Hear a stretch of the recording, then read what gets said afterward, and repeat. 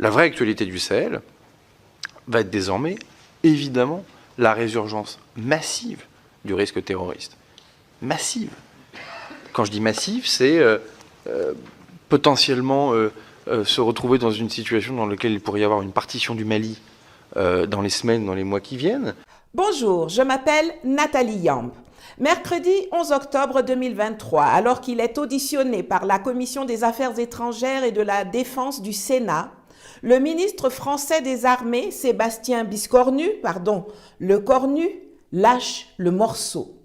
Leur prochain objectif, c'est la partition du Mali.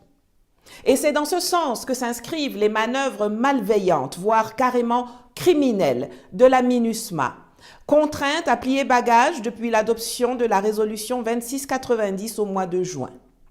Dans cette chronique pour Afrique Résurrection, je vais vous démontrer comment la mission onusienne collabore désormais officiellement, à visage découvert, avec les terroristes pour permettre à la France d'enfin réaliser son rêve.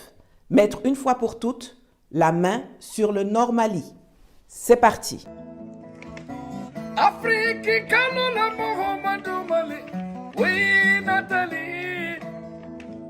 Lorsque le Mali, par la voix de son ministre des Affaires étrangères, mon frère Abdoulaye Diop, que je salue ici très cordialement, a exigé le départ de la mission multidimensionnelle intégrée des Nations Unies pour la stabilisation au Mali, la MINUSMA, le Conseil de sécurité de l'ONU, plein de rancœur et à contre-cœur, n'a pas eu d'autre choix que d'obtempérer, après que les parties se soient mises d'accord sur un plan de retrait. Vous avez vu comment le visage de l'ambassadeur de France là est serré? Regardez-le bien, hein? On dirait qu'il a un tibia dans sa gorge comme ça là. Quand une mission de maintien de la paix, ou plutôt dans le cas des Nations Unies, de maintien de la guerre, se retire, le gouvernement et les agents de l'ONU discutent et conviennent d'un agenda où il est décidé qu'à telle date, nous allons faire partir tel contingent, à telle autre date, on va déplacer ou embarquer tel matériel. Le mot-clé qui est répété à longueur de journée, c'est coordination. Il faut que les choses se fassent de manière coordonnée, organisée. Et les autorités maliennes ont été ultra professionnelles là-dessus, comme d'habitude d'ailleurs, depuis l'arrivée du colonel Assimi Goïta au pouvoir. Mais on ne peut pas dire que ce soit le cas de la MINUSMA. Dans le chronogramme de retrait, il y a ce qu'on appelle la remise, la cession des emprises.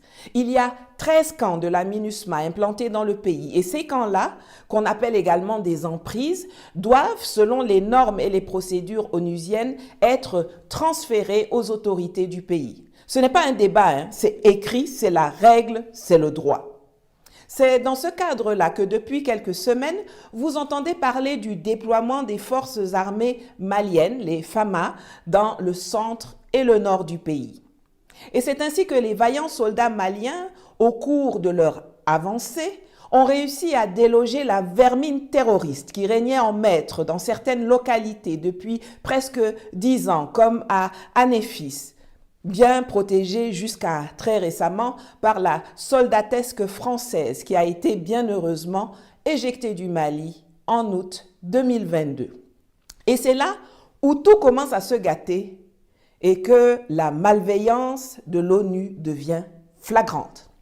Alors que les dates précises de son retrait des camps qu'elle occupait avaient été fixées, la MINUSMA décide tout à coup, soudain, brusquement, unilatéralement, de chambouler le chronogramme et de partir plus tôt que prévu de certaines emprises.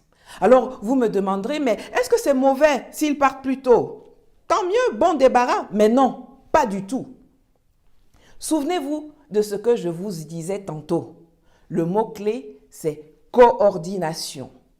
Quand la MINUSMA décide de mélanger le calendrier et de partir plus tôt, avant que les forces armées maliennes ne soient présentes, elle remet de facto les emprises aux terroristes. La MINUSMA avait déjà testé son scénario macabre avec l'emprise de Ber au mois d'août. Elle avait avancé son départ de 3 jours, mais les forces armées maliennes étaient déjà dans la zone et ils ont donc pu récupérer le camp après de violents combats avec les terroristes aux aguets. Alors que selon le calendrier officiel, le retrait de Kidal devait s'effectuer entre le 15 et le 30 novembre, la MINUSMA a pris le gouvernement de court en lui annonçant qu'elle avait décidé d'accélérer son départ de ses postes avancés de Kidal début octobre. Kidal, c'est la clé.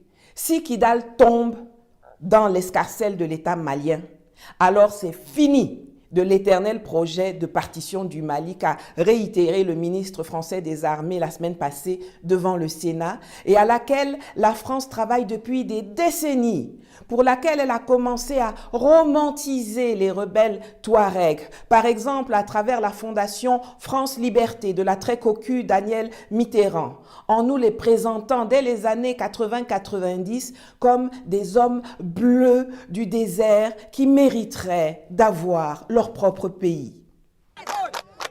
À travers ses actions de sensibilisation ou son statut consultatif aux Nations Unies, France Liberté soutient les peuples dans leur lutte afin que soit respectée leur culture, leur droit à l'autodétermination ou encore pour que des territoires divisés par des frontières de circonstances soient restaurés. On se souvient qu'en 2013, l'armée française avait empêché l'armée malienne d'entrer dans Kidal pour aller botter les fesses de la racaille terroriste qui s'y était établie suite à la destruction criminelle de la Libye par la France, le Royaume-Uni, les États-Unis et l'OTAN, avec bien sûr la complicité de l'ONU. Oui, vous avez bien entendu, l'armée française avait empêché l'armée malienne d'entrer dans Kidal. D'ailleurs, le chef de l'État actuel du Mali, son Excellence le colonel Assimi Goïta, était parmi les troupes qui ont été refoulées par l'armée française à Kidal. Rappelez cela aux zigotos qui aiment venir baragouiner que sans eux, le Mali, le Burkina et le Niger seraient aujourd'hui des califats. Nous avons été à la demande du Burkina Faso, du Mali, du Niger sur leur sol pour mener cette guerre. Et Barkhane, cette opération militaire, est un succès. Parce que sans celle-ci, la plupart de ces pays auraient déjà été pris par des califats territoriaux et des djihadistes. Rappelez-leur que c'est eux qui ont fait du Nord Mali un califat aux mains de leurs copains de la CMA, la coordination des mouvements de l'Azawad. Souvenez-vous qu'en 2015, un accord qui devait acter la paix et la réconciliation a été signé entre la République du Mali et la CMA. C'est ce qu'on appelle vulgairement l'accord d'Alger. J'ai toujours été très dubitative quant à cet accord et je le réécrivais d'ailleurs en début d'année sur Twitter, ce qui avait énervé certaines personnes. Citation. Pour moi, l'accord d'Alger a le même but que les accords de Minsk. Il sert à gagner du temps pour permettre à la CMA et à ses alter-ego terroristes de se renforcer militairement afin d'être les garants de la préservation des visées occidentales sur le nord Mali. On voit clair dedans. Fin de citation. Vous voyez bien que le temps m'a donné encore une fois raison. Suite à l'accord d'Alger, il y a eu la création du BATFAR, le bataillon des forces armées reconstituées, qui intègre 200 éléments de l'armée régulière, 200 éléments de groupes armés pro-gouvernementaux et 200 éléments de la rébellion séparatiste. Depuis février 2020, le BATFAR a un camp à Kidal, le camp numéro 1. La MINUSMA, il y a aussi un camp ainsi que 2 postes avancés dont l'une des tâches est de protéger le camp du BATFAR. Mais que s'est-il donc passé à Kidal le 10 octobre 2023 ? Eh bien, ce jour-là, des éléments terroristes de la CMA ont encerclé le camp numéro 1 et grâce à leurs amis infiltrés au sein du BATFAR, ils ont pris possession du camp et de tout l'équipement qu'il contenait sans que les soldats de la MINUSMA, dont c'était pourtant la mission, n'interviennent. Et pour cause, alors que dans la matinée même du 10 octobre, les autorités maliennes étaient en attente d'une réponse de la MINUSMA, à qui ils avaient demandé de surseoir de 72 heures à leur départ anticipé pour permettre de s'organiser, la racaille onusienne a décalé, laissant le camp numéro 1 à la merci des terroristes de la CMA.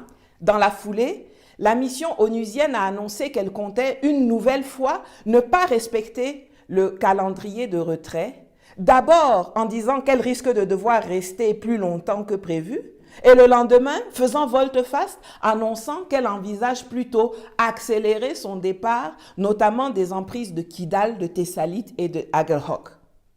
Et elle ajoute même que c'est possible qu'elle doive, je cite, détruire ou du moins désactiver ou mettre hors service, conformément aux règles et procédures des Nations Unies, les équipements sensibles qui ne peuvent pas être rapatriés. Fin de citation. En français facile, la MINUSMA, après avoir mélangé le calendrier de retrait, s'apprête à abandonner du matériel de guerre, des équipements militaires et des munitions derrière elle, dont personne ne pourra contrôler combien il y en avait et s'ils ont vraiment été mis hors service, pour que les terroristes de la CMA puissent s'en saisir et en faire usage pour enfin réaliser la partition définitive du Mali. De la même façon que la France a instrumentalisé le secrétariat général de l'ONU pour empêcher le Niger de prendre la parole lors de l'Assemblée générale des Nations unies ou de participer aux réunions de l'UPU ou de l'AIEA, de la même façon, elle instrumentalise la MINUSMA pour essayer, dans un dernier barou, de réaliser la partition du Mali en permettant à ces supplétifs terroristes de la CMA, de l'État islamique, du JNIM, de Ansardine, de Al-Mourabitoun, etc. Tout ça là, c'est la même chose. Ils travaillent tous pour la France, en leur permettant donc de récupérer les camps et les équipements de la MINUSMA. En plus d'alerter l'opinion sur les desseins séparatistes tordus de la France, les autorités maliennes devraient en informer officiellement les États à travers les instances internationales afin de laisser une trace. Je suggère aussi que l'armée malienne encercle d'ores et déjà toutes les emprises restantes de la MINUSMA et fouille tous les véhicules et toutes les personnes qui entrent et qui sortent, en plus d'une surveillance via le renseignement aérien. Par ailleurs, je suggère que les autorités maliennes lancent des procédures judiciaires contre les acteurs onusiens et français qui, par leurs activités et intentions criminelles revendiquées, portent atteinte à l'intégrité territoriale du Mali et mettent en danger la sécurité de l'État, de l'armée et du peuple malien qui doivent redoubler de vigilance. Enfin, pour conclure, je voudrais attirer l'attention des populations et des autorités congolaises et centrafricaines qui feraient bien d'observer attentivement ce qui se passe et d'anticiper les scénarios funestes qui leur seront réservés au moment du départ de la MONUSCO et de la MINUSCA. Donc, faites tourner la vidéo pour que ça leur parvienne. France et ONU, vos maudias!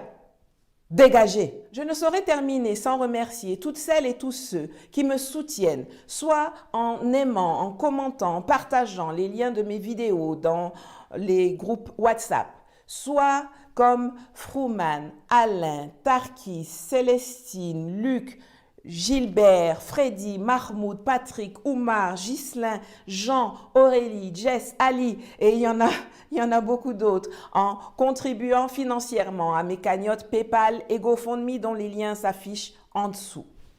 Sur YouTube, vous pouvez aussi montrer votre appréciation de mon travail et du contenu éducatif que je produis en cliquant sur le bouton « Merci » juste à côté du bouton « Partager » et en faisant un don. Merci beaucoup et à bientôt.